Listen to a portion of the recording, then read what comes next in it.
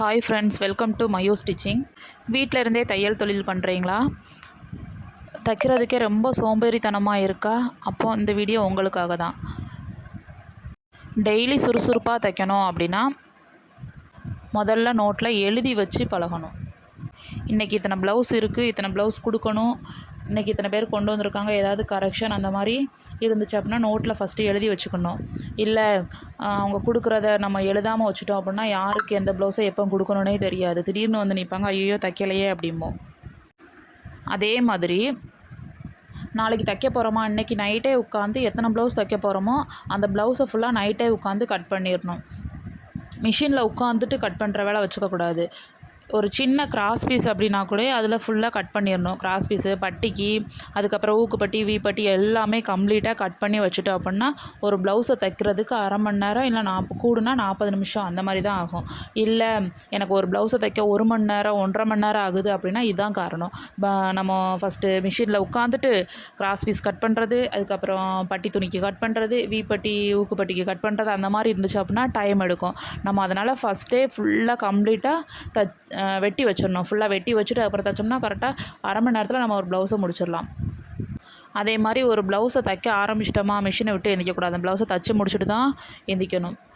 தைச்சிக்கிட்டு இருக்கும்போதே ஏதாச்சும் ஒரு வேலை பார்க்குறது, தைச்சிக்கிட்டே வேலை பார்க்குறது அந்த மாதிரி இருந்தோம்னாலும் ஒரு நாளைக்கு ஒரு ப்ளவுஸ் கூட நம்மளால் தைக்க முடியாது. அதே மாதிரி தைக்கிறதுக்கு முன்னால் வீட்டில் உள்ள எல்லா வேலையும் முடிச்சுட்டு வந்து உட்காந்தோம் அப்படின்னா மைண்டும் ரிலாக்ஸாக இருக்கும், தைக்கிறதுக்கும் சுறுசுறுப்பாக இருக்கும். இல்லைன்னு வச்சுக்கோங்களேன், வீட்டில் பாதி வேலையை முடிச்சுட்டு பாதி வேலையை முடிக்காமல் உட்காந்து அந்த வேலையை பார்க்கணும் அப்படின்னு தைக்கிறதுக்கு மைண்டில் தோணவே தோணாது. அதே மாதிரி தைக்கும்போது ஃபோன் யூஸ் பண்ணவே கூடாது. ஃபோனை யூஸ் பண்ணோமா, அந்த ஃபோன் சும்மா ஒரு நோட்டிஃபிகேஷன் வருதுன்னு ஃபோனை எடுத்து பார்த்தோமா, அப்படியே ஒன்று பார்ப்போம், அதுக்கப்புறம் அப்படியே ரீல்ஸ் பார்க்குறது அந்த மாதிரி ஃபோன்லேயே அதுக்கப்புறம் டைம் ஸ்பெண்ட் பண்ணிவிட்டு தைக்க மாட்டோம். நம்மளை விட்டு ஃபோன் தள்ளி இருக்கணும். அதே மாதிரி ஒவ்வொருத்தவங்களுக்கு பாட்டு கேட்டுகிட்டே இருந்து தைக்கிறது சீக்கிரம் தைப்பாங்க, கொஞ்சம் போராக இருக்காது. அதனால் பாட்டு கேட்டுகிட்டே தைப்பாங்க. அந்த மாதிரி கூட பண்ணலாம். வீடியோ பார்த்துட்டே தைக்கிறது, பாட்டு கேட்டுகிட்டே தைக்கிறது அந்த மாதிரி பண்ணலாம். ஆனால் ஃபோன் வச்சு யூஸ் பண்ணிவிட்டு ஏதாச்சும் ரீல்ஸ் பார்க்குறது அந்த மாதிரி டைமே வேஸ்ட் பண்ணோம் அப்படின்னா நம்ம தைக்கிறதுக்கு தோணவே தோணாது. தைச்சி ஒருத்தவங்கள்ட்ட ப்ளவுஸை கொடுக்குறோம் அப்படின்னா உடனே காசு வாங்கிறதுக்கு பழகணும். இல்லை அப்படின்னா நம்ம காசுக்கு வாங்காமல் ப்ளவுஸை கொடுத்தோம் அப்படின்னா அவங்க எப்போ அந்த பொண்ணு தான் கேட்கலையே பையை கொடுத்துக்கிடுவோம் அப்படின்ட்டு தரதுக்கும் லேட் பண்ணுவாங்க, அப்படியே தராமல் கூட இருப்பாங்க. நம்ம கேட்குறதுக்கு கூச்சப்பட்டுட்டு போய் அவங்கள்ட்ட கேட்கல அப்படின்னா காசு கண்டிப்பாக வராது. அதே மாதிரி ஒரு ப்ளவுஸு கொண்டு வராங்க அப்படின்னா அவங்க வந்து மொத்தம் ப்ளவுஸுக்கு இவ்வளோன்னு சொல்லி விட்றணும். இல்லை அப்படின்னா தைச்சி முடிச்சுட்டு அவங்களோட ஃபோன் நம்பர் ஏதாச்சும் வாங்கி வச்சுருப்போமா, அவங்ககிட்ட தைச்சி முடிச்சுட்டு ப்ளவுஸ் வாங்க அப்படின்னு சொல்லும்போது இவ்வளோ ஒரு அமௌண்ட் அப்படின்னு சொல்லி அவங்கள கொண்டு வர சொல்லிடணும். இல்லை அப்படின்னா அவங்க வாங்கிட்டு போயிட்டு கொண்டு வரேன் அப்படின்னு சொல்லிட்டு போயிடுவாங்க. அது 1 வீக் 1 மந்த் கூட ஆகும், காசு கையில் வராது. நம்ம அதுவே காசை வாங்கிட்டு ப்ளவுஸை கொடுத்தோம் அப்படின்னா நம்மளுக்கு தைக்கிறதுக்கும் கொஞ்சம் இன்ட்ரெஸ்ட்டாக இருக்கும். காசு வந்திருக்கு, அந்த காசை பார்த்தோன்னா நம்மளுக்கு கூட கொஞ்சம் தைக்கணும்னு ஆசை வரும்.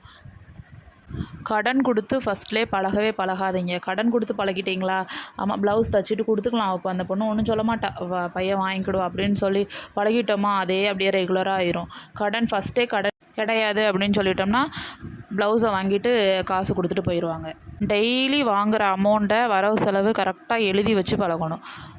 அப்படி எழுதி வச்சு ஒரு வாரமோ 10 நாள் கழித்து அதை பார்க்கும்போது நம்மளுக்கு கொஞ்சம் சந்தோஷமாக இருக்கும். அந்த வாரத்தில் இவ்வளோ தைச்சிருக்கோம், இதை விட அடுத்த வாரம் கொஞ்சம் அதிகமாக தைக்கணும் அப்படின்னு நம்மளுக்கு மைண்டில் தோணும். அப்படியே பார்க்கும்போது கொஞ்சம் சுறுசுறுப்பாகவும் இருக்கணும். அதே மாதிரி மாத கடைசியில் நம்ம எவ்வளோ தைச்சிருக்கோம் அப்படிங்கிற அமௌண்ட்டை கால்குலேட் பண்ணி எழுதணும். ஒவ்வொரு மாதமும் இவ்வளோ தைச்சிருக்கோம் அப்படின்னு அதையும் பார்க்குறதுக்கு கொஞ்சம் மோட்டிவேஷ்னலாக இருக்கும். ஒருத்தவங்கள்ட்ட ப்ளவுஸ் வாங்குகிறோமா, நோட்டை எடுத்து அவங்க என்ன கரெக்ஷன் சொல்கிறாங்களோ அவங்க நேம் போட்டு கரெக்ஷன் எழுதி வச்சுக்கணும். இல்லைனா ப்ளவுஸ்லேயே கூட மார்க் பண்ணி வச்சுக்கணும்.